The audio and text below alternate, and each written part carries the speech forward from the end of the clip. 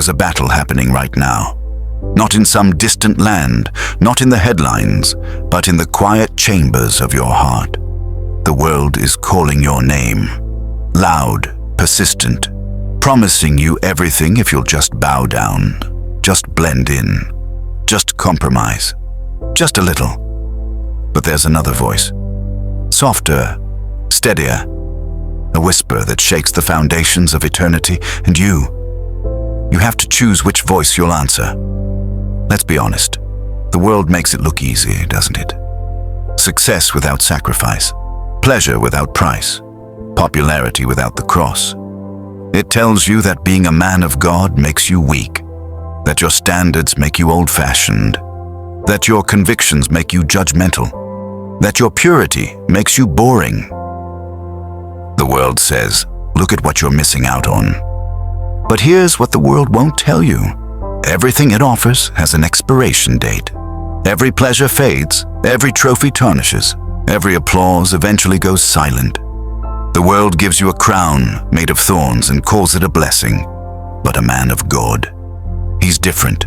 He doesn't wake up asking, what will make me happy today? He wakes up asking, how can I make him smile today? A man of God isn't perfect. He stumbles, he falls, he wrestles with temptation just like everyone else. But here's the difference.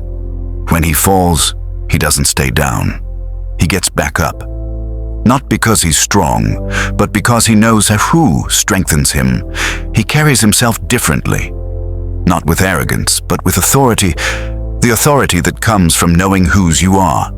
He speaks differently.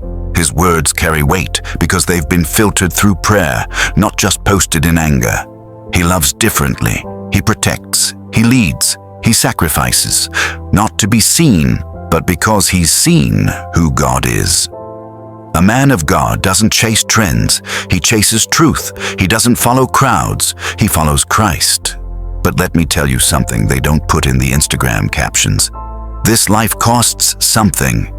It costs you Friday nights when everyone else is compromising and you're choosing to stay faithful. It costs you relationships with people who can't understand why you won't just loosen up. It costs you opportunities that come with strings attached to your integrity. It costs you the comfort of blending in. Daniel could have eaten the king's food. Nobody would have blamed him. But he chose God's approval over the palace's menu. Joseph could have given in to Potiphar's wife. Nobody would have known. But he chose prison over sin because he feared God more than man. David could have killed Saul when he had the chance.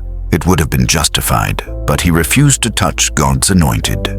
These men paid a price, but they gained a prize that the world could never offer. See, a man of God doesn't just live for the weekend. He lives for eternity. He knows that one day soon, he'll stand before the throne. And on that day, it won't matter what the world thought of him. It won't matter how many followers he had, how much money he made, or how much applause he received. The only thing that will matter is, did I please him? Imagine that moment. When you hear those words, well done, good and faithful servant. Not well liked, not well known, not well paid, but well done. That's what a man of God lives for. That moment when heaven erupts and the King of Kings says, you honored me with your life. You didn't sell out. You didn't compromise. You chose me when the world offered you everything else. So I'm asking you today, who are you living for? When you make decisions, whose approval are you seeking? When temptation comes knocking, whose voice are you listening to? When the crowd goes left and God says go right, which way are you walking? Being a man of God isn't about being religious. It's not about checking boxes or performing for people. It's about a heart that's absolutely ruined for anything less than God's glory. It's about looking at everything the world offers and saying, I've tasted something better. It's about loving God so much that pleasing Him becomes more important than pleasing anyone else, including yourself. And here's the beautiful part. When you chase after God, something happens. You start to change, not because you're trying to impress people, but because His presence transforms you. Your desires shift. The things that used to tempt you lose their power. The voices that used to control you lose their volume. You start walking with a confidence that doesn't come from your own strength, but from knowing the one who holds all strength. You start seeing people differently, not as obstacles or opportunities, but as souls that the King died for. You start seeing your life differently, not as your own, but as a stewardship. Every day, every decision, every dollar, every relationship, it all belongs to Him. And the crazy thing, when you lose your life for His sake, you actually find it. The joy you experience in His presence makes the world's pleasures look like poison. The peace you feel in His will makes the world's chaos look like a prison. The purpose you discover in His plan makes the world's success look like a distraction. So rise up, man of God.